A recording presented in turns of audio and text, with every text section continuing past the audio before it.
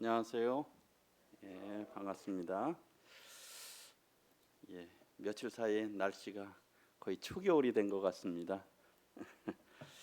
저도 좀 추위를 좀 많이 타는 편이라 복장이 이렇게 좀 겨울 복장이 이렇게 됐습니다.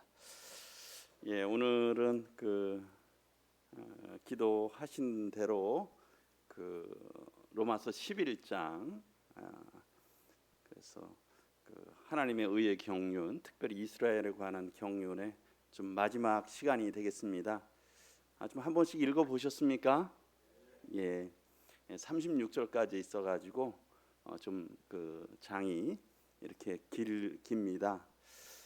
그리고 이 또 로마서 이 11장 또 뭐 물론부터 9장부터 계속 그렇지만은 또 이렇게 다양한 분별들이 있으시고 또 이렇게 저희는 이제 세대주의적인 이제 성경을 분별하지만 거기서도 이렇게 조금씩 실질적인 부분들은 조금씩 차이들이 있으셔서 또 이런 11장의 내용이 분량도 많고 또 그래서 한 시간에 이렇게 좀 다 말씀드리기도 쉽지 않고 저도 일주일 단위로 또 이렇게 준비하다 보니까 또 이렇게 제가 또 이런 준비하는데도 또 한계가 있고 좀 이런 부족한 부분이 있을 수도 있습니다. 그래서 그런 부분들을 좀 이해를 해주시고요. 그래서 그러나 이제 여기서 크게 주님이 말씀하시고자 하시는 것이 무엇이냐 하는 그런 관점으로 좀 봐주시면 좋을 것 같습니다.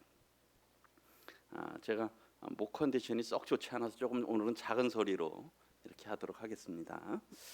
오늘은 11장인데 특별히 이제 이스라엘의 회복에 대한 그래서 9장은 이스라엘의 과거 측면이고 10장은 이스라엘의 현재 측면이고 11장은 이스라엘의 미래 측면으로 크게 또 이렇게 보시면 이 9장부터 11장을 좀 이해하는데 편하실 것 같은데요. 제가 이제 지난주에 이 부분을 그냥 이미 한번 했지만 지난주에는 이렇게 소개를 좀 드리지 않아서 다시 한번 이제 11장 마치는 부분이기 때문에 다시 한번 좀 정리를 해드리겠습니다. 그래서 1장부터 11장 로마서는 교리적인 내용이라 그랬습니다. 그리고 이제 12장부터 16장은 실제적인 삶에 대한 내용을 다루고 있고요. 그래서 특별히 이제 큰 제목으로 이제 로마서에 나타난 이 하나님의 의입니다. 그래서 1장 1절부터 17절까지는 과연 이런 복음이 무엇이냐 하는 로마서에 대한 이런 개요가 되겠고요. 그리고 처음에 우리 병원에 가도 어떻습니까? 진단해야 되잖아요. 뭐 무조건 뭐 약을 처방해 주거나 수술하자 그러지 않지 않습니까? 그런 것과 마찬가지로 1장 18절부터 3장 20절까지는 과연 전 인류에 대한 죄가 무엇이냐, 또 이방인이든 또 유대인이든 또 율법자이든 다 이렇게 하나님 앞에 다 죄인이라는 사실을 밝히고 있습니다. 그리고 이제 3장부터는 이제 하나님의 의가 무엇인지 말하고 있죠. 그 율법의 의가 아니라는 것입니다. 그래서 3장 21절부터 5장까지는 칭의. 그래서 어떻게 하나님 앞에 의롭다함을 얻을 수 있는가 하는 부분들이 세 번째 단락이고요. 그 다음에 이제 구원받은 성도들의 그럼 칭의를 얻은 성도들이 어떻게 그리스도를 닮아가는 성화의 삶을 살아갈 것이냐, 그것이 이제 6장부터 이 8장까지 나오고 있습니다. 그리고 이제 3주간 하고 있는 9장부터 11장까지는 그 중간에 우리가 뭐 혹시 삽입장이라고도 합니다. 그래서 그러면 하나님의 의의 경륜, 특별히 이스라엘은 어떻게 되는가, 이스라엘과 교회의 관계, 그런 부분들을 다루고 있고요. 그리고 이제 이것이 끝나고 나면 12장부터는 이제 실질적으로 우리가 어떻게 살아야 되느냐 하는 의를 실질적인 삶에서 살아나는 부분을 하고 있습니다. 이런 부분으로 로마서가 구성이 되어 있습니다. 그리고 이제 지난번에도 또 말씀드렸지만 로마서 이제 9장부터 11장이 가지고 있는 어떤 의의와 또 이런 중요성이라고 보게 된다면 말씀드렸듯이 이스라엘에 대해서 9장에서는 과거의 어떤 선택적인 부분들, 하나님께서 특별히 이스라엘 민족을 하나님의 선민으로서 선택하셔서 그들이 많은 특권들이 있었고요. 또 이런 주권적인 선택이 있지 않습니까? 또 이삭을 선택하시고 야곱을 선택하시고 그 하나님의 주권에 의해서 선택을 하셨습니다. 그리고 이제 10장에서는 지난주에 다뤘던 것이 그러나 현재 이런 넘어짐, 그러나 여전히 그들이 복음을 거부하고 있다라고 하는 거죠. 그러나 또 한편으로는 또 이렇게 우리가 복음을 전해야 될 이런 책임이 있는 것을 말씀을 드렸습니다. 그리고 이제 오늘은 이제 미래의 회복의 부분을 이런 삼중 구조를 이루고 있습니다.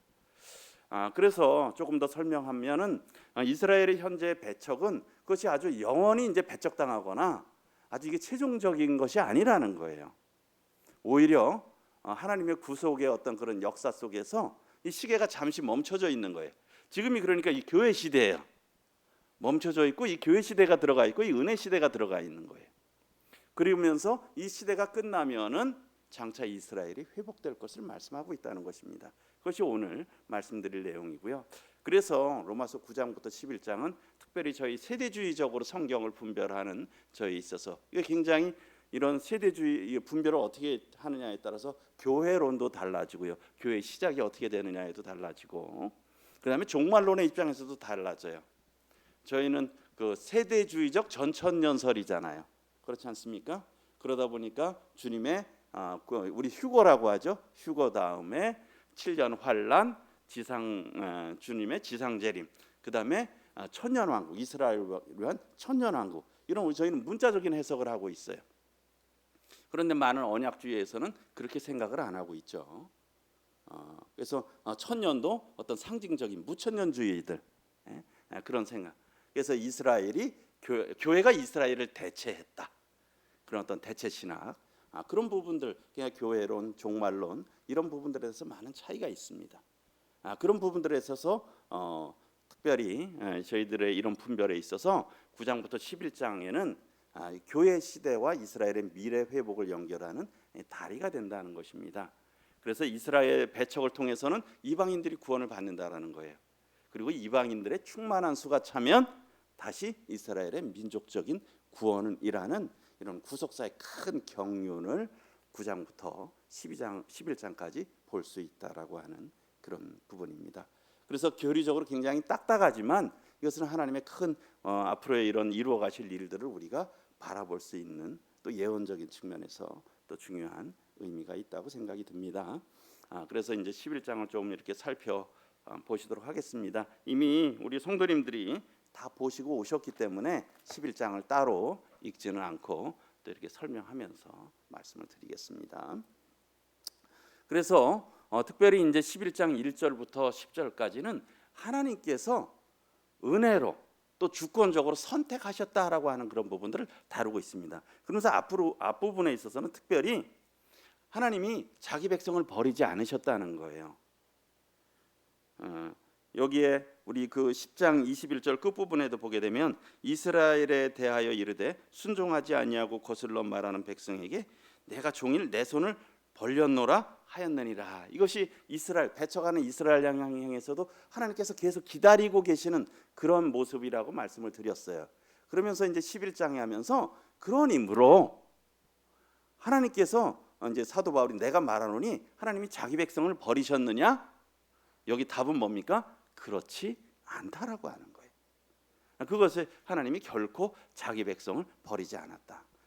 바울 자신도 나도 이스라엘인이고 아브라함의 씨에서 난 자고 베냐민 지파다 라고 하면서 이스라엘이 버림받은 게 아니라는 겁니다.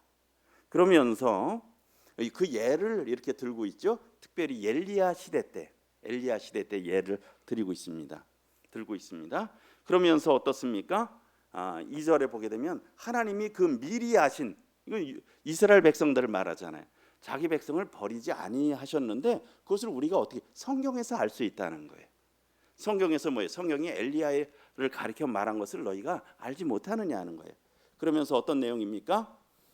엘리야가 이렇게 도망을 이제 가가지고 죽음의 위협을 느껴가지고 하나님 앞에 그들을 고발하잖아. 이스라엘 사람들을 고발하면서 어떻습니까? 3절에 주여 그들이 주의 선지자들을 죽였으며 주의 제단들도 헐어버렸고 나만 남았는데 나도 죽이려고 합니다 했더니 하나님께서 그에 대한 대답이 무엇입니까? 하나님께서 나를 위해서 하나님을 위해서 바알에게 무릎 꿇지 않은 7,000명을 남겨두었다는 거예요. 그래서 우리가 이 신앙 용어로 남은 자 사상이라고 하는데 이 은혜의 그루터기가 있다는 거예요. 하나님께서는 어느 시대든 하나님을 경외하는 자들을 남겨뒀다는 거예요. 우리가 우리 교회사에도 보게 되면 그렇지 않습니까? 우리 중세 암흑 시대였지만은 그때도 계속 뭐 우리 이 진리를 지키는 아름다운 교회들이 있었잖아요. 그렇듯이 하나님께서는 어느 시대든 하나님을 경외하는 바알에게 무릎 꿇지 아니한 그런 사람들이 있다는 거예요. 네. 이런 7천 명을 남겨두었듯이 지금도 그 은혜를 따라 남은 자가 있다는 것입니다. 이스라엘에 있어서도. 그러면서 그것이 남은 것이 그러면 어떻게 된 거냐? 그냥 그들의 행위로 된 게 아니라는 거예요. 그런즉 이와 같이 지금도 은혜로 택하심을 따라 남은 자가 있다는 겁니다. 말씀하고 있죠? 은혜로 택하심을 따라 남은 자가 있다는 거예요. 그러면서 뭡니까? 은혜로 됐으면 행위로 된 것이 아니라는 거예요. 그러면 은혜가 은혜 되지 못한다는 거죠. 그렇죠? 행위로 해서 뭔가에 대해서 혜택을 입으면 그건 은혜가 아니라는 것입니다. 로마서 4장에도 참 경건치 아니한 자를 의롭다 하시는 그러한 자를 믿는 것을 참 그 의로 여겼는데 이 믿음이잖아요. 일한 자에게는 그 삭스를 은혜로 여기지 아니하고 삭스로 여긴다 그랬잖아요. 그렇죠? 일한 사람이 대가 받는 거는 당연한 거예요. 그런데 행위가 아니라 은혜라는 겁니다. 그런데 하나님의 주권적인 선택, 은혜의 선택이 지금도 있다라고 하는 거예요. 그러면서 그래서 지금도 은혜로 택하심을 따라 남은 자가 있고요. 이것은 행위가 아닌 온전한 은혜라는 것입니다. 이것이 하나님의 큰 그림, 하나님이 모든 것을 이루어 주시는 그런 은혜의 경륜이에요. 이것은 저희들에게도 마찬가지고요. 그렇죠? 대한민국에 얼마나 많은 사람들이 있습니까? 그중에 구원받은 성도님들은 얼마나 되겠어요? 우리 성도님들 주변에 회사에 보면 많은 직장인들이 있으시죠? 동료들이 있어요. 또는 학생들이면 많은 분들이 있잖아요. 우리 이웃에 많은 분들이 있어요. 구원받은 분들은 얼마나 되십니까? 저희가 뭐 특별히 의를 많이 행했습니까? 세상에도 보게 되면 저희보다 더 정직하게 참 선하게 사는 분들이 많아요. 그런데 참 저희들이 이 은혜의 장중에 들었다는 것은 하나님의 정말 은혜의 선택이에요. 다 말할 수가 없는 거죠. 여전히 은혜로 택함 받은 자가 있다는 것입니다. 자랑할 것이 없다는 거예요. 그런데 여기에 보게 되면 아직까지 현재까지 이스라엘은 넘어져 있다는 거예요. 그러면서 특별히 7절을 보면 이스라엘이 구하는 그것을 얻지 못했다. 특별히 이것은 어떤 의를 얻는 부분이겠죠. 율법으로 얻는, 행위로 얻는 의를 얻으려고 하는 것들을 아직 그들은 얻지 못했다는 거예요. 그러면서 어떻습니까? 오직 택하심을 입은 자가 얻었다. 아마 바울도 그 택하심을 입은 자 중에 한 사람일 거예요. 그렇지 않습니까? 물론 크게 보게 되면 저희도 이방인 중에 구원받은 자들도 마찬가지겠지만 유대인들에게도 소수의 구원받은 자들이 있었잖아요.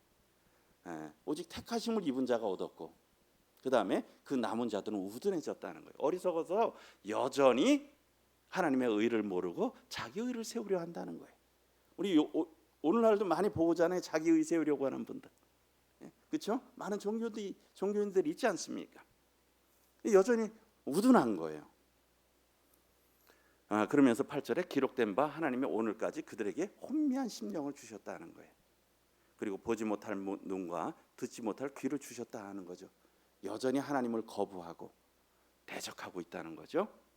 그리고 다윗이 또 이뤘는데 그들의 밥상이, 그래서 맥도날드 형제님은 이 밥상이 무엇이냐 했을 때 이 그리스도다, 잔치상이라는 거예요.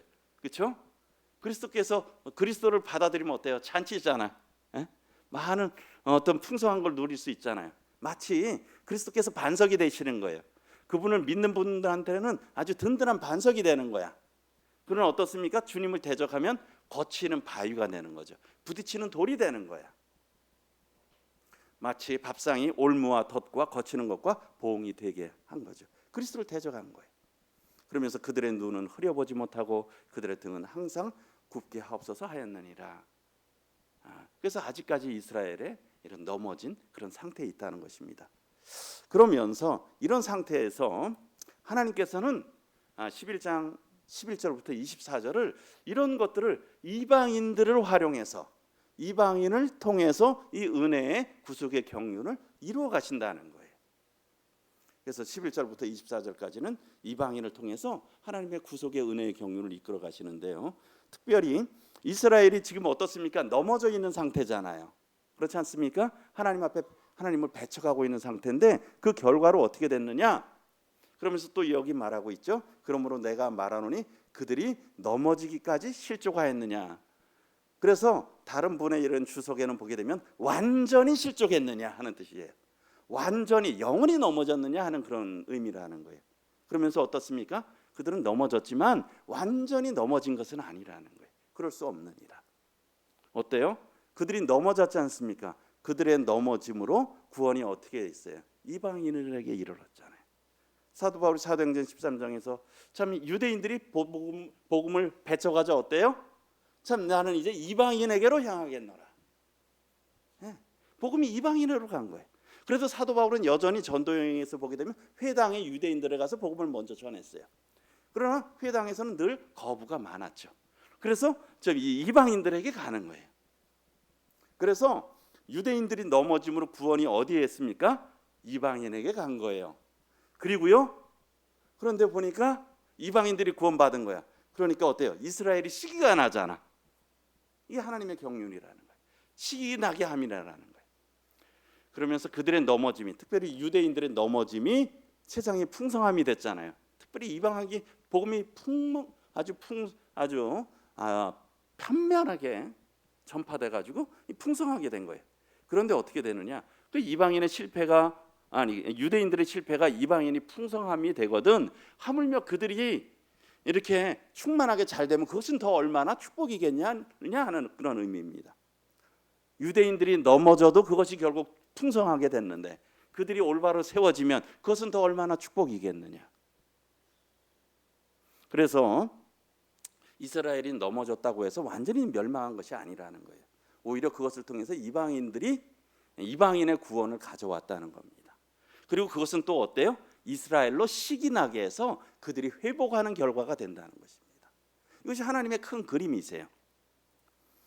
그래서 그들의 넘어짐이 세상의 풍성함이 되었듯 그들의 회복은, 그들의 풍성함은 더욱 큰 축복을 가져온다는 것입니다. 그러면서 사도 바울은 이런 것들을 생각을 할 때, 사도 바울은 이방인의 사도잖아요. 이방인의 사도를 부르셨어요. 하나님께서, 주님께서. 그러면서 바울은 말했죠. 내가 이방인인 너에게 말하노라. 그러면서 내가 이방인의 사도가 된 것을 영광스럽게 여긴다고요. 그러면서 특별히 왜 그러느냐? 왜요? 이는 곧 내 골육이라고 하는 건 누굴 말하겠습니까? 이스라엘을 말하잖아요. 유대인들을 아무쪼록 어때요? 시기나게 하는 거야. 그래서 그들 중에서 얼마를 구원하려 함이라. 그렇게 돼서 또 유대인들이 구원하게 되기 때문에 자기가 이방인의 그 사도로 세워진 거에 대해서 참 영광스럽게 생각한다는 것입니다. 그래서 사도 바울은 자신이 어떤 사도로서, 이방인의 사도로서의 사역이 이스라엘을 시기나게 만들게 돼서 결국은 이스라엘 사람 중 일부라도 구원받기 때문에 그것이 참 영광스러운 직분이다. 물론 이방인들을 사랑해서 복음을 전했습니다. 그러나 그의 한편의 마음으로는 유대인들에 대한 마음이 그치지 않은 걸 보게 되잖아요. 내 속에 그치지 않는 어떤 탄식과 기도가 있다는 거잖아요. 그들이 구원받게 하는 거. 그렇잖아요. 우리 선교사들이, 우리 황수 형제님 필리핀 가 계세요. 물론 필리핀 영혼들을 사랑하세요. 그러나 그 마음에는 누구에게 먼저 향하겠습니까? 한국 사람들에게, 한국 성도들에게, 특별히 가족에게 더 마음이 있지 않겠어요? 이게 자연스러운 마음이잖아요. 사도 바울의 마음에도 그런 마음이 있다는 겁니다. 그래서 그러한 마음이 그의 마음을 사로잡고 있었다는 겁니다. 그리고 또 세 번째로는 아주 이스라엘이 지금은 이렇게 넘어져 있지만 그들은 여전히 어때요? 아주 특별한 위치라는 거예요. 특별히 15절에 보게 되면 그들을 버리는 것이, 유대인들을 버리는 것이 뭐예요? 세상의 화목을 가져왔다. 그러면 그들이 다시 받아들이는 것은 참 이런 죽은 자 가운데서 살아나는 것이 아니면 무엇이겠느냐 하는 것. 특별히 여기에 보면 그들을 버리는 것, 세상의 화목을 가져왔다, 받아들이는 것, 그 부분을 조금 더 이렇게 주석적인 부분을 살펴보면 버려졌다 하는 것은 우리가 이런 부분들을 또 생각할 수 있습니다. 이스라엘이 결국 어떻습니까? 메시아를 거절했잖아요. 그러므로 하나님은 그들을 어때요? 영원히 버리신 게 아니라 임시적으로, 한시적으로 버리신 거예요. 그래서 지금이 그 시기입니다. 지금 저희가 살고 있는 시대, 우리가 우리의 시대를 분별해야 되잖아요. 지금 우리가 어떤 시대를 살아가고 있느냐를 알아야 되지 않습니까? 지금은 이스라엘이 잠시 버려진 상태고, 이 구속의 어떤 그런 하나님의 구속사의 경륜이 잠시 시계가 멈춰져 있는 상태예요. 그렇죠? 우리 다니엘의 71회를 봐도 지금은 어떤 그 비밀의 시대야. 그렇죠? 네, 비밀의 시대야. 그래서 이 시기가 뭐예요? 교회 시대로 전환된 거예요. 그리고 구원의 초점이 지금은 어디로요? 이방인에게로 맞춰져 있다는 거예요. 그래서 앞서 말씀드렸듯이 사도행전 13장 46절에서 바울이 유대인들에게 복음을 전했는데 그들이 계속 거부하자 어떻게 돼 있어요? 그러면서 하나님의 말씀을 마땅히 너에게 먼저 전해야 되지만 너희가 그것을 거부하기 때문에 영생을 받기로 합당한 자로 여기심을 받지 않고 거부하니까 어때요? 우리는 이제 이방인에게로 향하겠다. 그래서 복음이 이방인으로 간 겁니다. 그래서 초점이 지금 이방인의, 그래서 은혜 때에는 지금 버려진 상태에서는 이방인의 교회 시대, 이 시대라는 거예요 지금. 그러면서 어떻습니까? 그것이 무엇을 갖고 왔다고요? 세상의 화목을 가져왔잖아요. 그래서 이스라엘의 거절로 인해서 복음이 어때요? 이방 세계로 확산되었어요. 그래서 교회 시대의 복음 전파는 이스라엘 실패를 통해 가져왔잖아요. 그래서 오히려 세상과 하나님 사이가 화목하게 된 거야. 그래서 화목을 갖고 온 거예요. 세상에 화목을 된 거죠. 네. 그리고요 또 어떻습니까? 또 그들을 나중에 받아들이신다는 거예요. 그러나 이 버림이 어때요? 영원한 것이 아니라는 겁니다. 미래에 이스라엘이 민족적으로 회복한다는 것이죠. 그래서 저희들이 분별하기는 대환란 후에 그리스도의 재림 때 어때요? 이스라엘이 민족적으로 회심하잖아요. 그래서 스가랴서 12장 10절이나 이런 말씀에 이런 부분들이 예언되어 있는데, 그래서 결국 어떻습니까? 현재 교회 시대가 끝나고 이스라엘 중심의 천년왕국 시대. 그래서 저희는 어때요? 말씀을 문자 그대로 해석하잖아요. 문자 해석주의로. 그래서 이스라엘에 대한 이 땅에서의 축복이 천년왕국 시대에 이루어진다는 거예요. 그래서 그들을 다시 이렇게 받아들이는 이러한 구속의 경륜이 있다는 것입니다. 그리고 이제 이스라엘의 특별한 위치, 그다음 16절에도 보게 되면 어때요? 제사하는 처음 익은 곡식가루가 거룩한즉 떡덩이도 그러하고 뿌리가 거룩한즉 가지도 그러하리나. 이거를 조금 어려우실 수 있죠. 조금 쉬운 성경으로 보게 되면 이렇게 되어 있습니다. 처음 떼어내 드린 반죽의 일부분이 거룩하면, 우리 반죽이 있어요. 거기서 처음에서 떼어냈는데 그것이 거룩해요. 반죽이 됐는데. 그럼 어떻습니까? 나머지 반죽도 다 거룩하다는 거예요.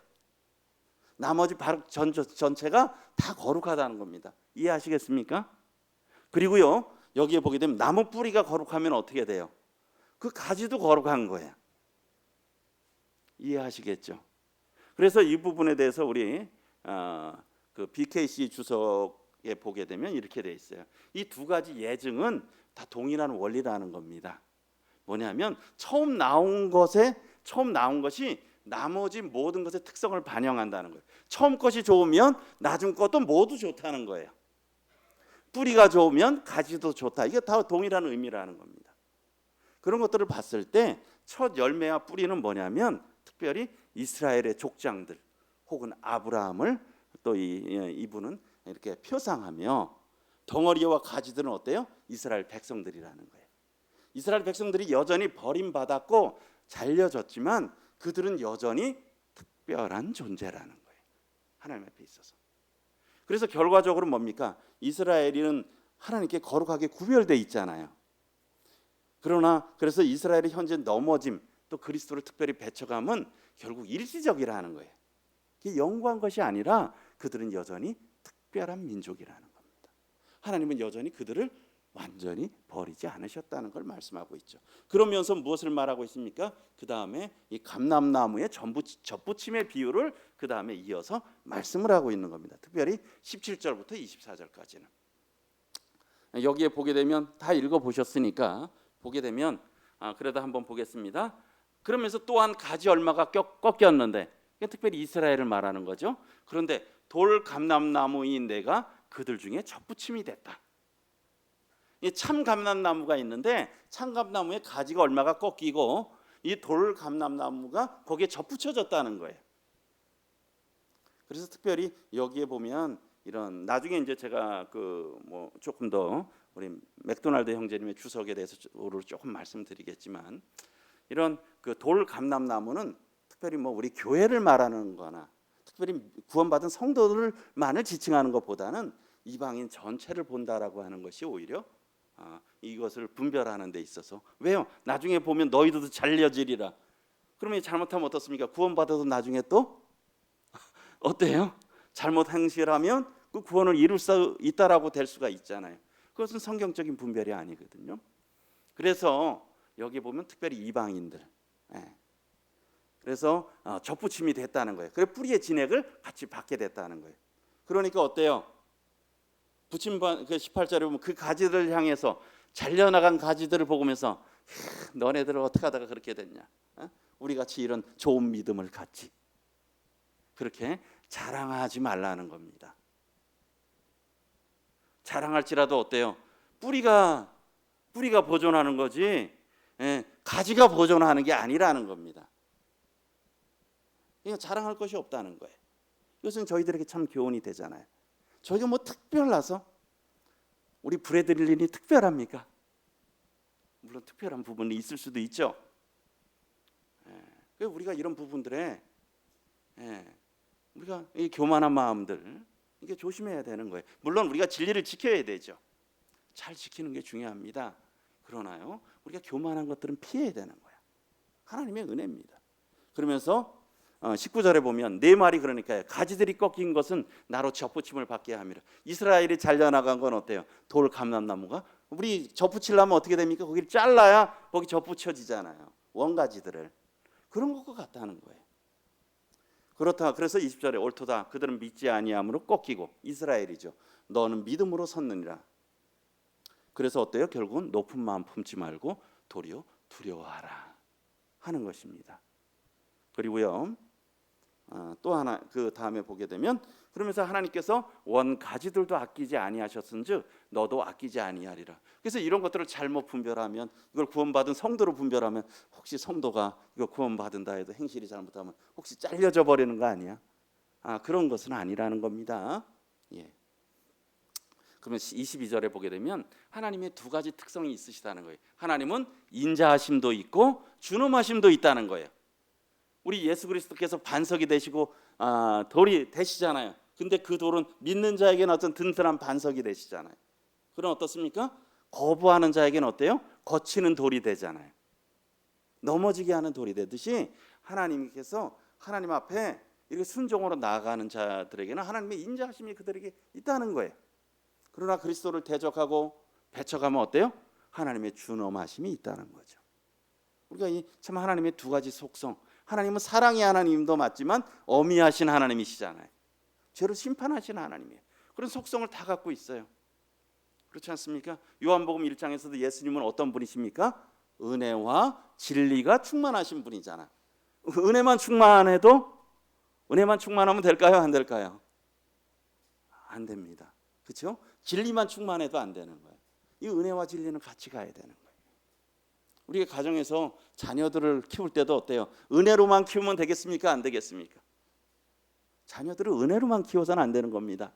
그럼 어때요? 진리로만 키워도 되겠습니까? 진리로만 키워도 안 되는 거예요. 너 잘못했다.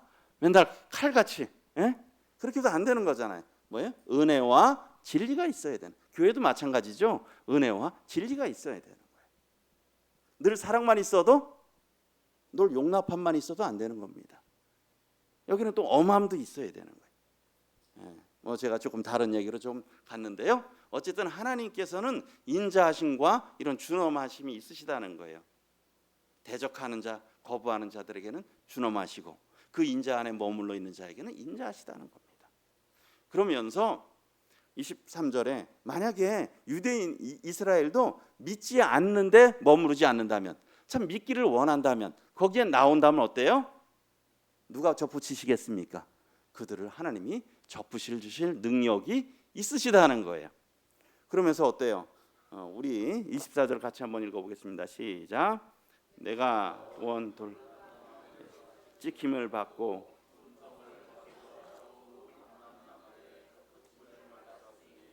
원가자 이 사람이야 얼마나 더 자기 감람나무에 접붙이심을 받아들여. 예, 사실은 뭐 좀 저희들은 돌 감람나무잖아요. 그런데 제가 이 사실을 좀 이 접붙이는 거에 대해서 물론 아시는 분들은 아실 텐데, 제가 지난번에 양구에 갔을 때 이응진 형제님이 사과밭을 보여주시더라고요. 그러면서 이 접붙이시는 걸 알려주는 거야. 접붙일 때 원래 일반적으로 하면 진짜 참 감람나무에다가 돌 감람나무를 접붙이겠습니까? 아니면 돌 감람나무에다 참 감람나무를 접붙이겠습니까? 예?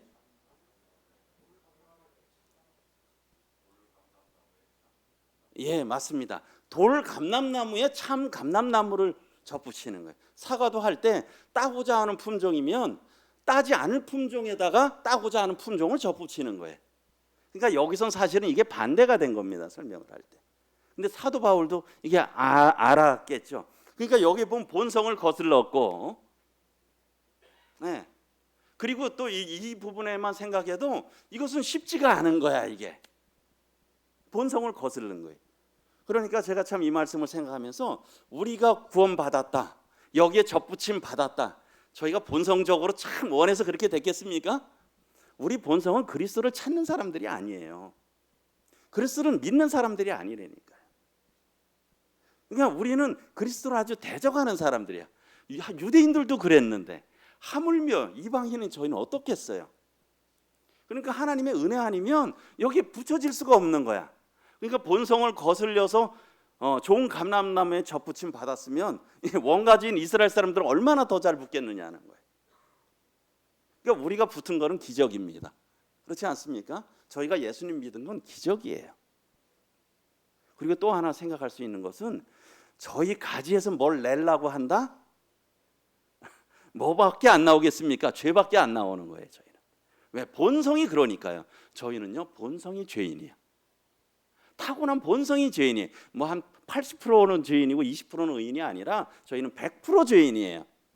그 사도 바울이 사도행전 7장에서 참 오라 나는 공고한 사람이로다. 그러면서 나는 뭐예요? 내가 죄하고 연합되어 있다. 내 속에 거하는 것이 죄다. 원하는 것은 선이지만 선을 행할 능력이 없다. 그렇죠? 내 육신에 선한 것이 존재하지 않는다. 그런 고백을 하잖아요. 우린 그러한 자들이에요. 그래서 참 이것이 하나님의 은혜입니다.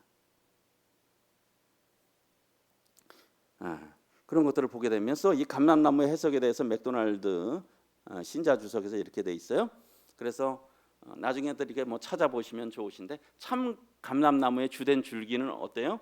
이스라엘이 아니라 여러 세계를 통해 이어져 내려온 하나님의 어떤 하나님 특권의 계보다. 아브라함, 이삭, 야곱, 그리고 믿음의 조상들 계보들이 쭉 이어왔잖아요. 그것을 아는 게 중요하다는 거죠. 네? 그리고 이스라엘이 아니고요. 또 그다음에 돌 감람나무의 가지는 교회가 아니다.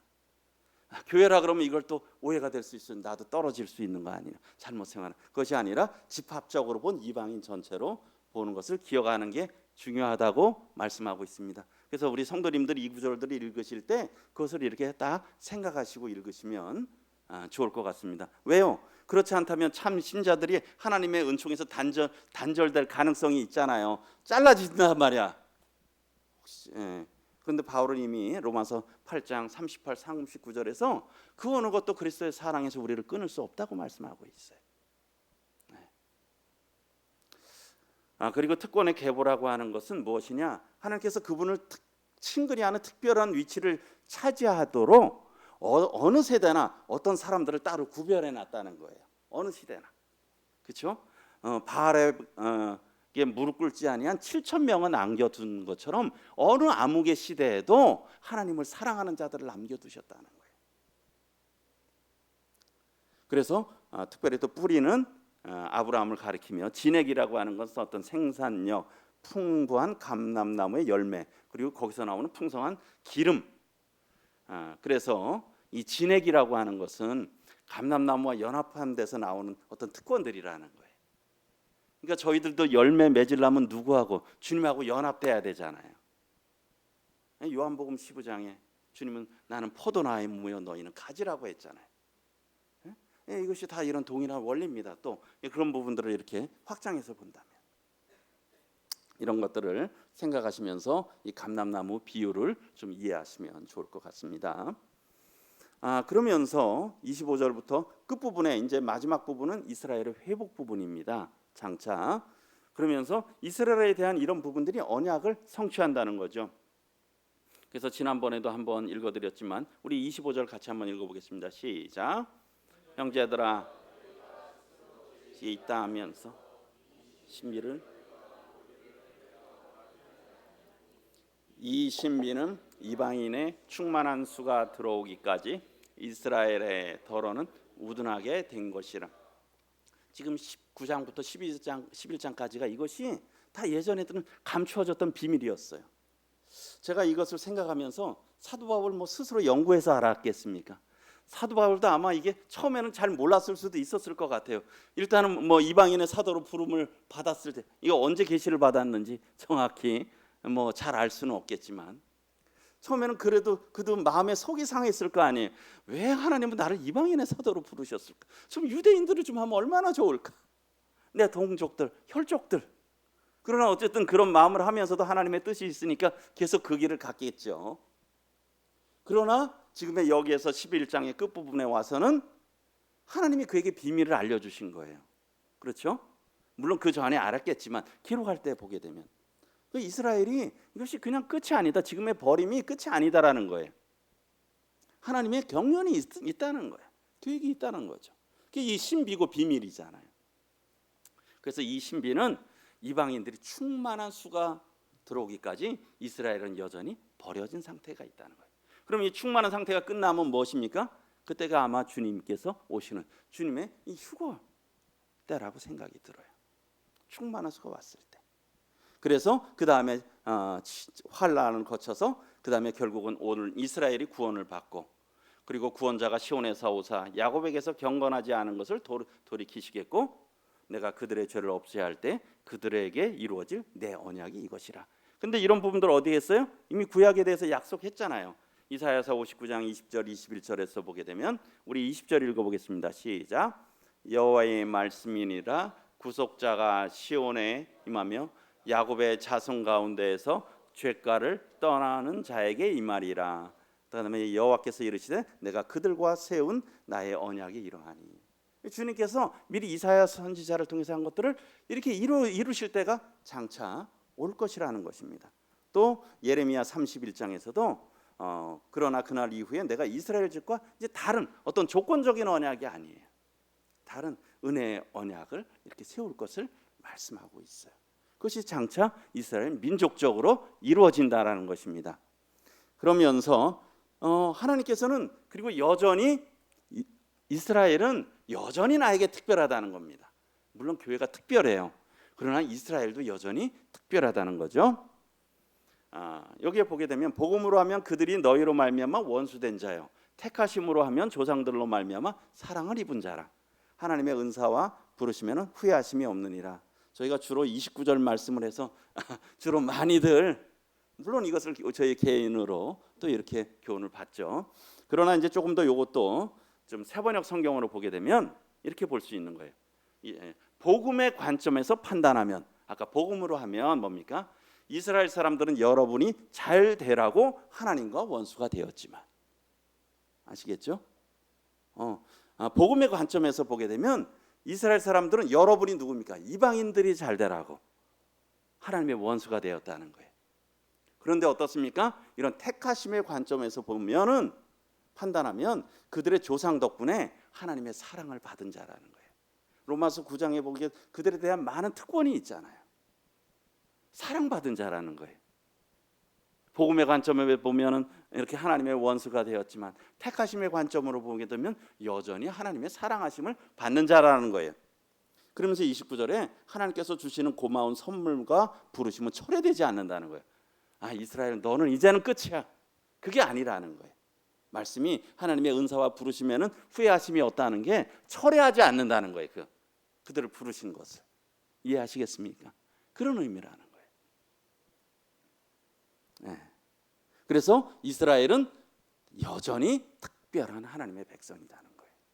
그러면서 그런데 또 이제 30절부터 32절은 참 이런 불순종 가운데 임하는 하나님의 긍휼이에요. 여기에 보게 되면 30절에는 우리 이방인들에 대해서 말하고 있어요. 너희가 전에는 하나님께 어때요? 순종하지 아니하더니 누가 순종하지 않았습니까? 이스라엘이 순종하지 아니함으로 이제 너희가 긍휼을 입었다는 거예요. 그렇죠? 우리가 하나님 순종하지 않던 자들이 이방인들이, 그런데 이스라엘이 불순종했어. 그랬더니 하나님의 긍휼을 저희가 입은 거예요. 이방인에게 구원이 온 거예요. 그러면서 또 말씀하고 있죠. 이와 같이 이 사람들은 누굴 말하겠습니까? 유대인 이스라엘이 순종하지 아니하니 이는 뭐예요?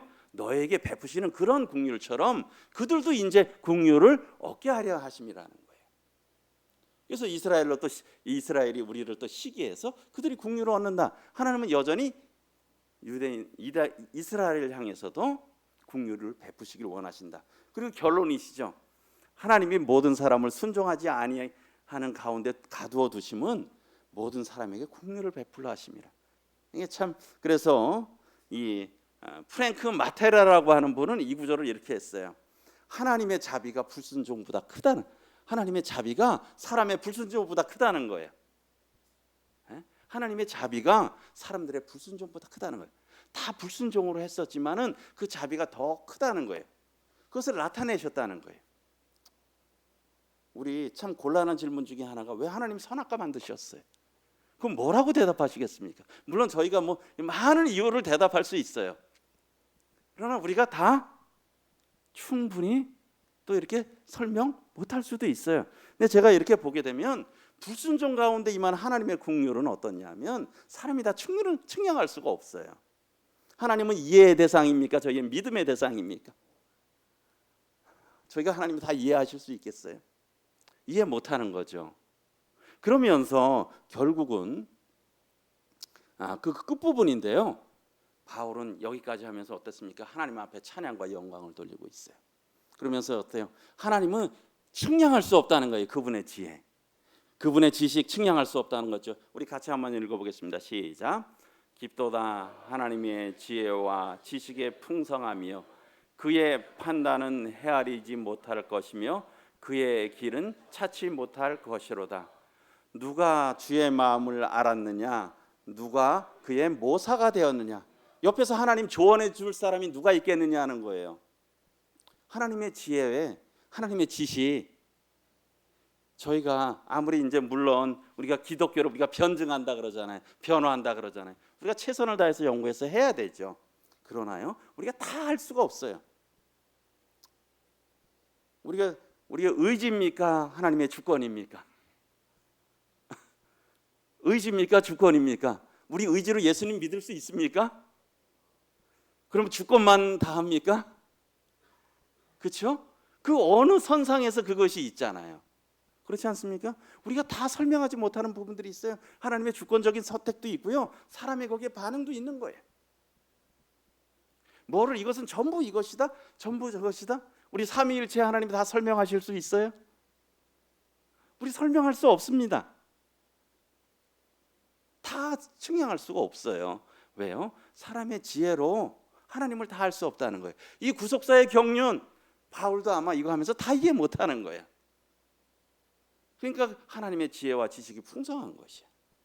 그리고 그의 판단은 우리가 논리적으로 다 설명할 수 있겠습니까? 저도 가능하면 이 말씀을 보면서 이 11장을 좀 이렇게 성도님들이 이해하기 쉽게, 그러려면 제가 먼저 논리적으로 이해를 해야 되잖아요.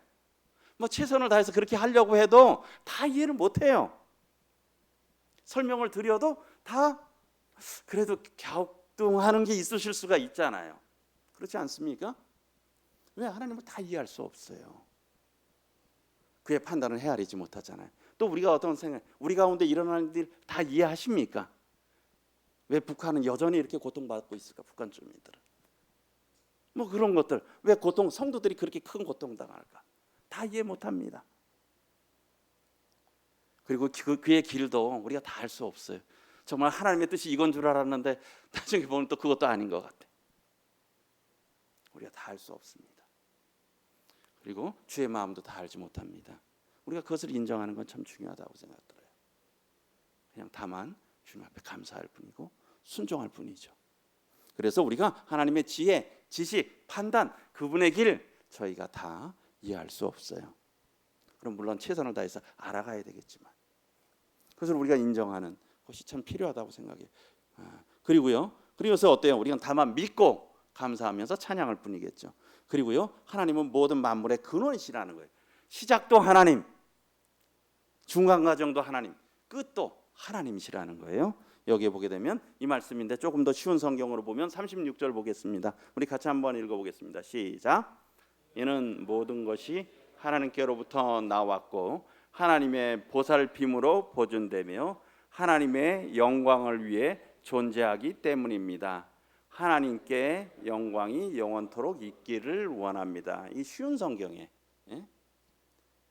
주로 만물이 주에게서 나오고 주로 말미암고 주에게로 돌아갑니다. 이 부분이 뭡니까? 하나님으로부터 나왔다는 겁니다. 그리고 우리가 지금 살아가는 것도요, 하나님이 우리를 보존해 주시고 보살펴 주셔서 살아가고 있는 거예요. 그리고 우리가 존재하는 것도 하나님의 영광을 위해서 존재하는 겁니다.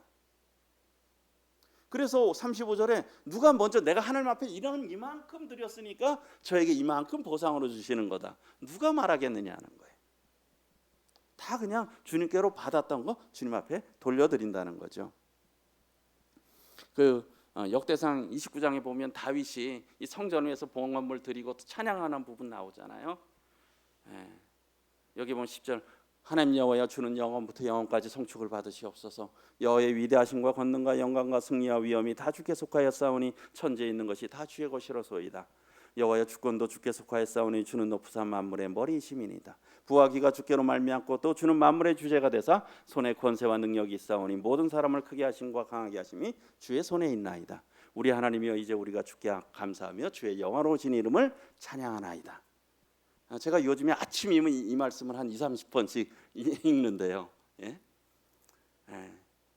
한번 이렇게 해보세요. 그런 말씀 하면 좋습니다.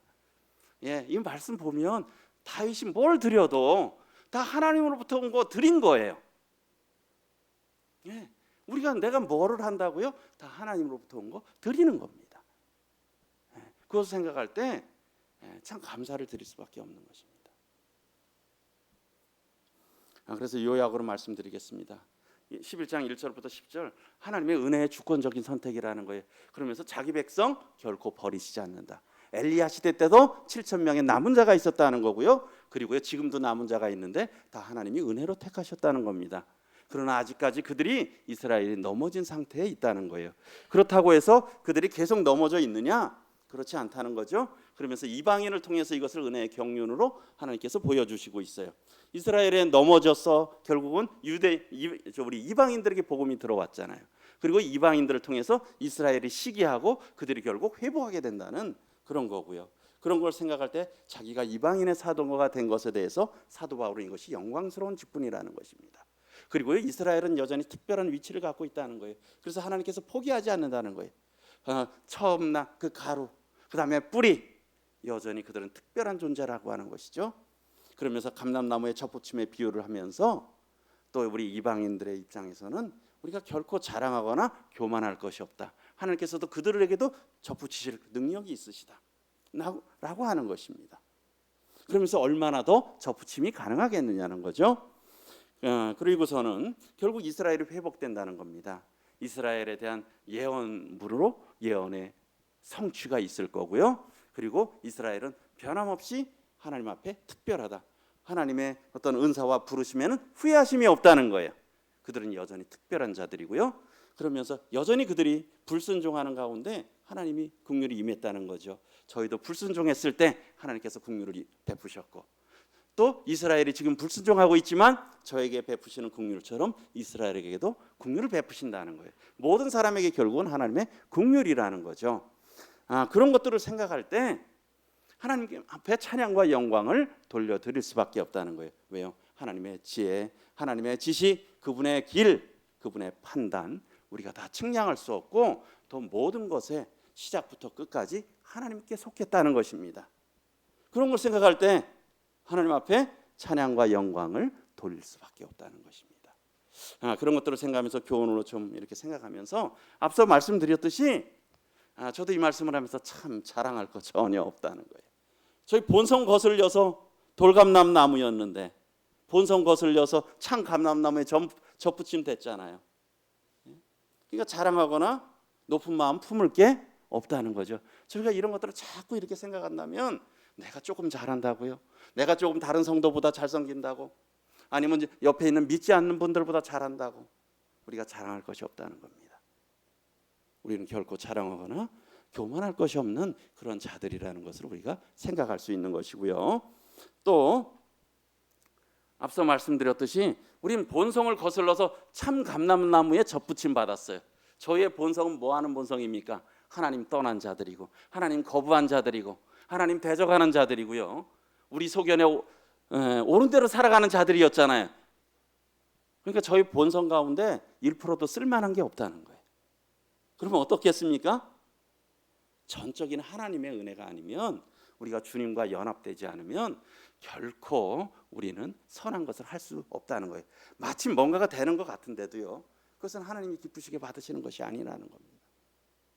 참다운 열매가 아니라는 거예요. 그래서 본성을 거슬려 좋은 감람나무에 저희가 접붙임 받았다는 거예요. 돌감람나무인데 본성을 거슬려서. 그래서 우리 같이 한번 요한복음 15장 5절 읽어보겠습니다. 시작. 나는 포도나무요 너희는 가지라.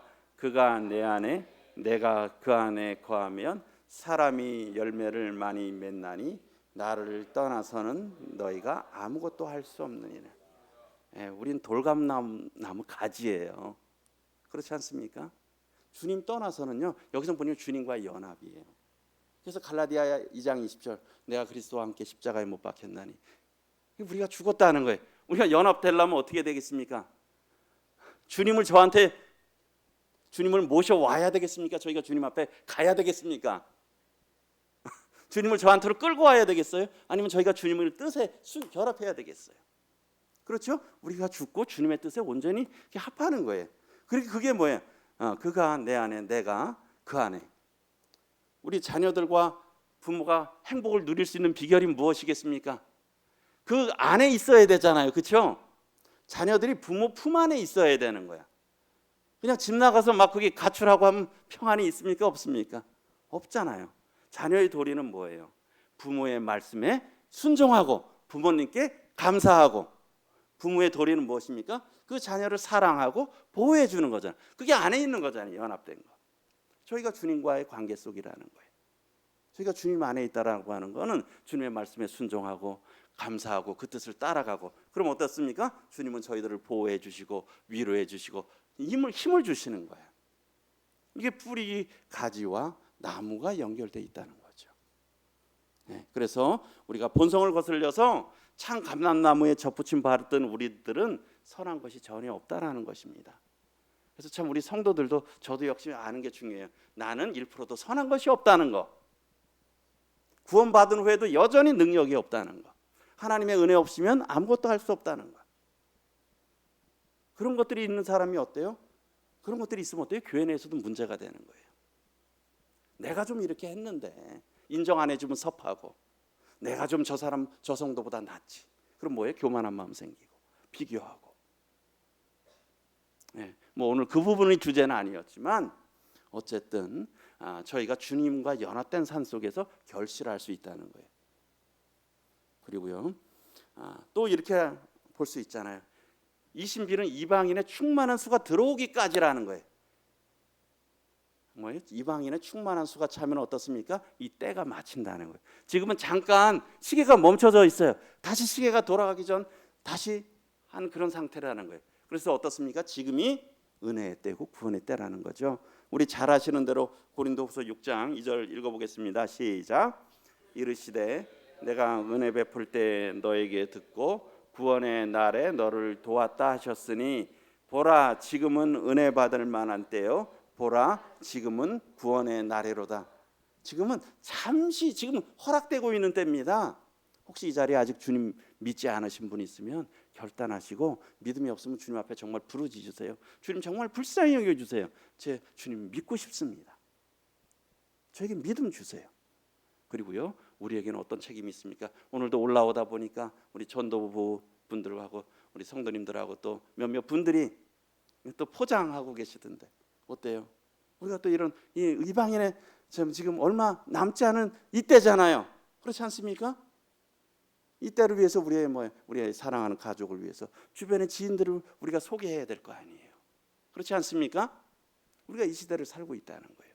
이 신비를 너희가 모르기를 원하지 않는다는 거예요. 그래야 준비를 하잖아요. 지금 저희가 그러한 때를 살아가고 있다는 것입니다. 그리고요, 마지막으로요, 앞서 말씀드렸듯이 우리가 하나님의 지혜 지식 또 하나님의 길을 사람이 다 이해할 수 없습니다. 그리고 우리에게 일어나는 일들요, 다 이해 못해요. 그렇지 않습니까? 다만 우리 만물의 근원이시잖아요. 또 선하신 하나님을 하나님께 그것을 한 것을 참 믿음으로 순종하고 감사하며 찬양할 뿐이에요. 참 제가 가장 안 되는 말씀이 데살로니가전서 5장 16에서 18절이더라고요. 항상 기뻐하라, 쉬지 말고 기도하라, 범사에 감사하라. 이것이 그리스도 안에서 너희를 향하신 하나님의 뜻이니라. 항상 기뻐하라, 쉬지 말고 기도하라, 범사에 감사하라. 그래서 제가 요즘 계속 이 말씀이 제 말씀 되게 해달라고 되뇌이고 있어요. 우리가 참 그렇게 살아갈 수 있도록 참 범사에 감사하고 항상 기도하고 그럴 수 있도록 참 우리가 다 이해하는 일 못하는 일들이 많지 않습니까? 그래서 우리가 육체의 남은 때를 이렇게 함께 살아가셨으면 좋겠습니다. 그래서 오늘까지 3시간 로마서 9장부터 11장까지 모든 시간 마치도록 하고 또 경청해 주시고 기도해 주셔서 감사합니다. 감사합니다.